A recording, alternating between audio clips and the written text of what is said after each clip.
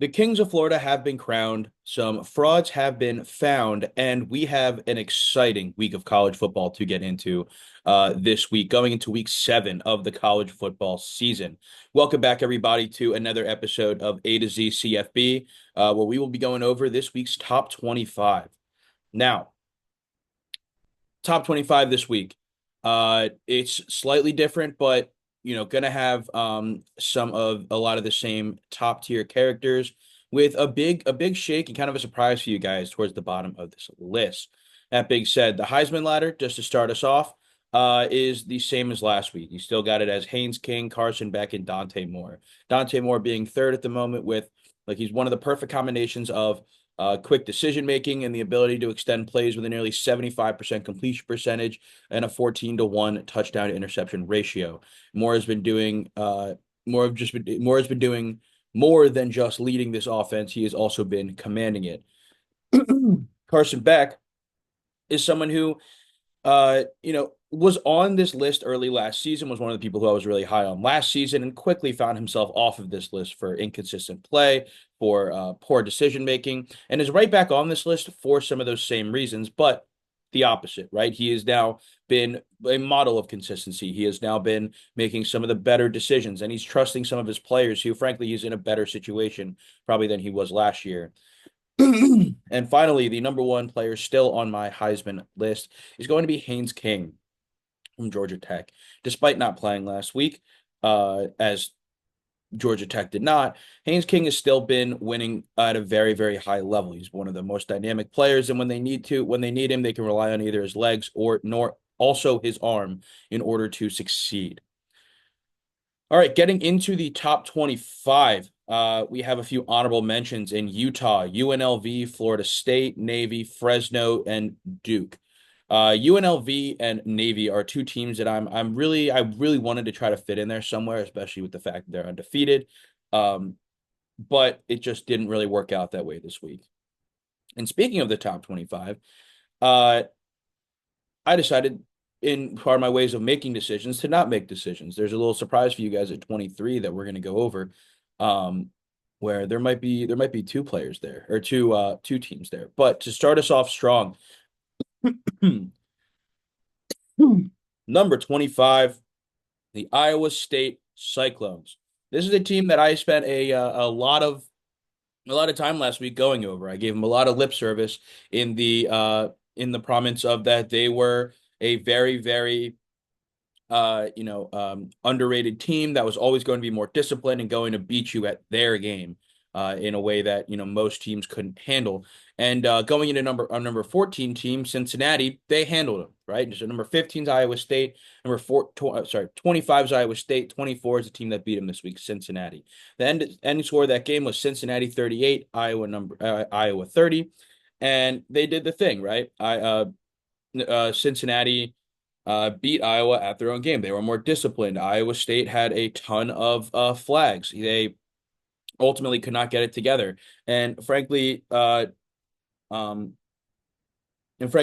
Cyclones were not as disciplined coming out of the half either. Right, they had a lot of issues the entirety of this game. Um, After Rocco Beck got hit by that linebacker, he wasn't the same, and it just seemed like Cincinnati controlled that game from the beginning. Number 23 this is where I said I can't make decisions. I put two teams that I think are equally deserving to be on this list, but I didn't know how to put both of them on this list. Um, and they're playing each other this week, so I decided to mesh them into the number 23 slot together. That's going to be the South Florida Bulls and the North Texas Mean Green. In the case of not knowing which decision to make, I just didn't make one because I'm allowed to do that because this is my list. Both of these teams have been playing really, really good football right now. South Florida, I'm sorry, with North Texas, Drew Mestamaker has been playing lights out. He, has 1,200 yards in 5 games with 11-0 touchdown interception ratio, which is pretty absurd. And frankly, if he was doing this on a bigger program, he'd probably be up there for the Heisman to be one of the Heisman favorites. On the other hand, in South Florida, look, they went to and conquered the swamp. They outside their one loss to a top two team in Miami, and spoiler alert, but maybe even better than that. Look, the Bulls have effectively blown out every other opponent that they've faced. Byron Brown has been playing really, really good football and has been leading his team both on the ground and in the air. This is going to be a really, really good matchup. North Texas canceled classes uh, on Friday this week in order to accommodate this game happening. I think, yeah, North Texas isn't officially ranked, but this is for all intents and purposes a top um, a top 25 matchup going down in North Texas, and it's my game of the week early on. Definitely my game of Friday. Number 22, that's the Vanderbilt Commodores. Uh, they went down about 11 spots last week after getting blown out by Alabama. And look, Vanderbilt definitely got a little bit of a reality check. This past week with their 30-14 loss in Tuscaloosa, I am all for the confidence that they came into this game with. I think that it's a good thing to be confident in your team, and it's a good thing to, um, be willing and able to buy into a player, a culture, a coach, etc. But I think they were done a little bit of a disservice in how much they were hyped up by the media.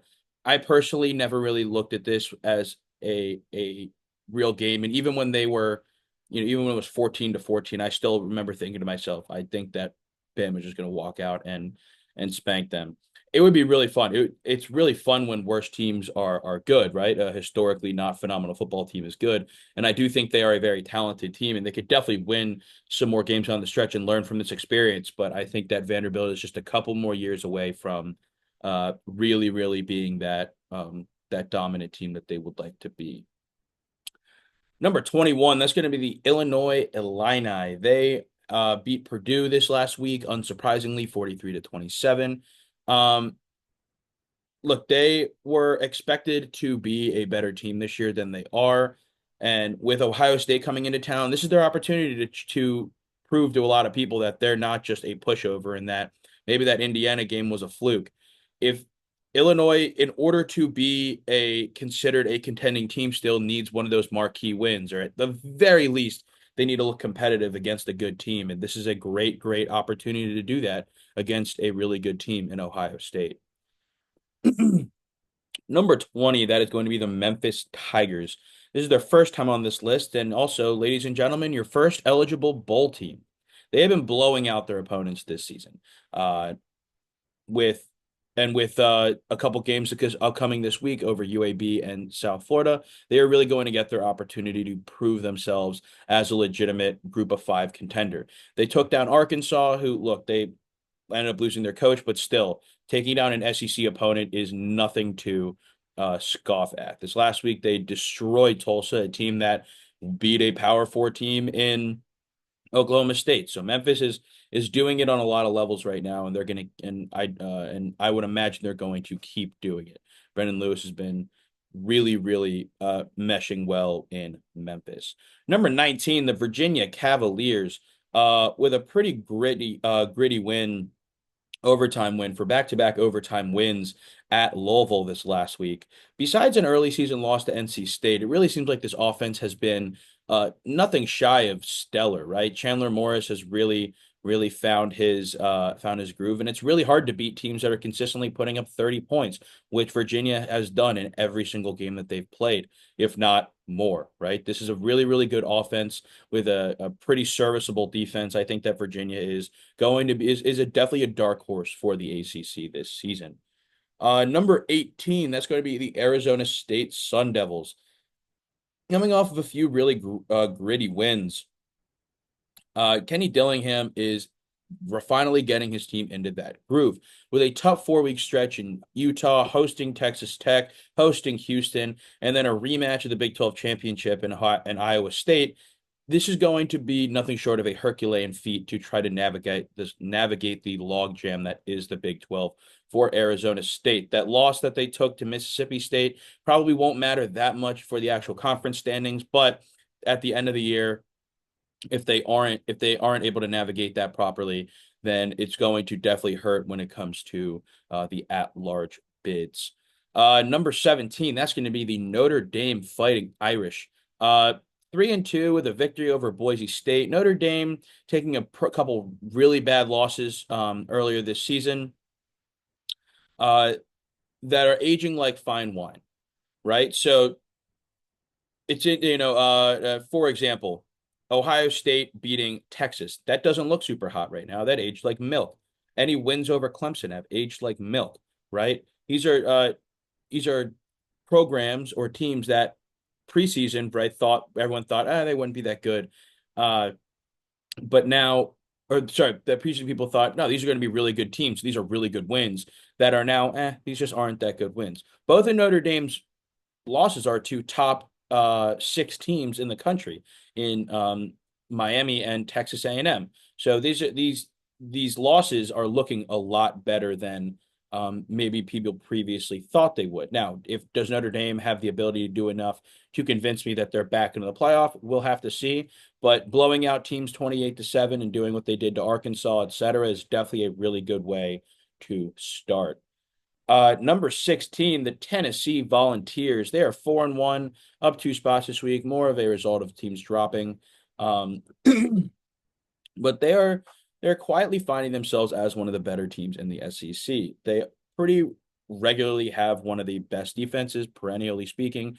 They are a good defensive team under Josh Heupel, and Joey Aguilar is really showing his talent and what he can do in a system where he is favored. Um, I think this Tennessee team is, like I said, a very talented team, and I do think that they could knock off some of the bigger names at the top of this list. We almost saw them do it to Georgia. And believe me, they will get their opportunities to do as some of these other teams. They do not have an easy schedule either. Number 15, the Michigan Wolverines. Sitting at 4-1, again, another team where their loss is aging like fine wine. Oklahoma has turned into a really, really good team, even without John Mateer. So Michigan being 4-1 is pretty excusable. Now, what isn't excusable is them only being up by 4 points at halftime to Wisconsin. Wisconsin has been a really, really bad team this year. They lost to Maryland. They got blown out by Maryland. But that with that being said, Michigan is still a very young team and has been looking better and better each week. I would say with the exception of this week. Bryce Underwood still is improving a lot, and he's still a very young player, so it would make sense that he's going to continue to improve. Michigan as a team, I think their defense is kind of coming back down to earth as a program. So I think in order for them to actually go anywhere or do anything, their defense is going to have to step up and potentially be what they are projecting it to be in some capacity. As well as their offenses and Bryce Underwood are going to have to mature very, very quickly if they have any hope in actually competing this season. Although they scream like to me as like more of one of those teams that will compete for the next couple seasons, and this is not just a sellout year. Number 14, one of our remaining undefeated teams is going to be the BYU Cougars, 5-0, up 5 spots with a 38-24 victory over West Virginia. Bear Bachmeier is playing like potentially the best freshman in the country right now, with over 1,000 yards, 7 touchdowns, and is throwing his first interception this week. He also has another 5 touchdowns on the ground. He's doing it in a very dynamic way, and BYU is allowing him to succeed with the supporting cast. They are traveling to Arizona this week, where they will get, a kind of a sneaky level of competition. I think Arizona's been playing some pretty solid football. But BYU was afforded and awarded one of the best and easiest schedules of all of Power Five this year. So it would not surprise me if they at the very least found themselves in the Big 12 championship game. Number 13, LSU. They did not play this last week, but they had time to think about the Ole Miss loss. They had time to sit in timeout and think about what they've done. But with all of the sulking out of the way and the time, it is time for them to get ready for this gauntlet of a schedule that they have. They have South Carolina coming to town, two teams that are, kind of disappointing offensively this season, are underperforming at the very least. So if LSU can figure out at all how to put up some points on offense, their defense has been just about as good as any other unit in the country. This could be a team that skyrockets right back up to the top. Number 12, that's going to be the Georgia Bulldogs. They beat Kentucky. And look, they always seem like they have an issue with Kentucky, but not this year. They beat the brakes off the Wildcats. And the way that they played, I'm surprised it was only 35-14. If you told me that was a score at the end of the game, and when I did find out that was the score at the end of the game, um, by watching it, I kind of remember looking at that and being like, I don't remember that being that close, frankly. I kind of expected to look up and see the score miraculously being like 55-10 or something like that. But no, that was a really good win coming off of a loss from the Georgia Bulldogs. I think they're going to be just fine. And they will probably get their revenge against Alabama potentially in the SEC championship, although we have a lot of SEC teams on in this top 11. Speaking of number 11, that's going to be another SEC team in the Missouri Tigers, another undefeated team. They didn't play this week, but they have a pretty big matchup against Bama this week with Coach Drink and friends hosting. I believe they're hosting the Crimson Tide. And I think this is honestly um, a better matchup than the Vanderbilt matchup. I didn't really have a doubt in my mind that Bama would win against Vanderbilt. Have way more of I have way more faith in Missouri to pull that off. I think that Diego Pavia is I think Bo Pribula is a better quarterback than Diego Pavia. I think they have better receiving options. I think their offensive line is better. And I think that Missouri's defense is one of the most underrated units in the country. Missouri is playing better football than they have in the last couple of years when they were getting more the benefit of the doubt. And I think that this is going to be an underrated, star-studded matchup for the Tigers, who are going against, like I said, the Alabama Crimson Tide, which are our number 10 team of the week. I thought it was pretty disrespectful to Alabama especially for those who legitimately picked Vanderbilt, because I felt disrespected on their behalf. Bama's really come into their own this season. I know they stumbled early against Florida State, but I think that was almost maybe a necessary level of adversity for them to have gone through in order for them to be at this point right now. I think they don't lose that game. I don't think they try as hard. I don't think they had that fire necessarily lit underneath them that they do after having that one loss. This is a better team. We're getting to the point in the season where the teams right now are not the same teams we see in the beginning of the year. And some teams are better and some teams are worse. And Bama is absolutely making the adjustments and playing like a better football team than they were a month and a half ago. Number 9, the Texas A&M Aggies winning 31-9 against Mississippi State. They have never felt more back, in my opinion. Mike Elko has gotten this team and taken these resources and finally allocated them properly and gotten them into a spot that they can absolutely win. They have truly, I think, cemented themselves as legitimate contending teams for this 2025-2026 college football season. And by going in and destroying a team that a lot of people kind of simulated the Alabama Vandy game, that like people were like, okay, Texas A&M's the better team, but Mississippi State's having a good year. Maybe they could roll in and no, they couldn't. Texas A&M's a really, really good football team. And I think that it is, and I think that they're going to do this to a good amount of teams. Number 8, the Georgia Tech Yellow Jackets. They did not have a game this week, and after a very, very close victory against a Wake Forest team, it seems like the Yellow Jackets have taken their time and they've gotten through, a lot of the tribulations after a upset win. Now, there's another example of one of those teams where their wins are aging a little like milk, right? They have a key victory over Clemson that is just looking not as good right now. But their closer victory over Wake Forest is looking a lot better than it was, than maybe you would think it would be earlier in the season. Georgia Tech, with, in my opinion, the Heisman favorite, Haynes King, is playing really, really good football right now, and I think they have a legitimate shot to compete in the ACC. Number 7, the Indiana Hoosiers. They're actually down one this week, but not again. It's another thing like last week, the recency bias. That being said, they should use this off week to prepare very diligently because they have to travel to the Great Northwest and take on the Oregon Ducks in their house. this is a pretty classic example of an unstoppable force meeting an immovable object. And what I mean by that is I never want to doubt Kurt Signetti, but and I've absolutely learned my lesson, but at the same time, it is very, very, very hard to win in the Great Northwest. And many teams, some of the best teams don't. Ohio State won the national championship last year. Guess where they lost? The Great Northwest. Indiana, on the other hand, they seem to be on a different level than they were last year. And again, I don't want to doubt Kurt Signetti. I've done it once and I got proven very wrong to the tune of a 63-point game dropped on um the a 63-point game dropped on the uh Illini, right? Indiana is a very, very good team, and I think this is going to be a really good game. And this is probably my game of Saturday, right? Game of Friday.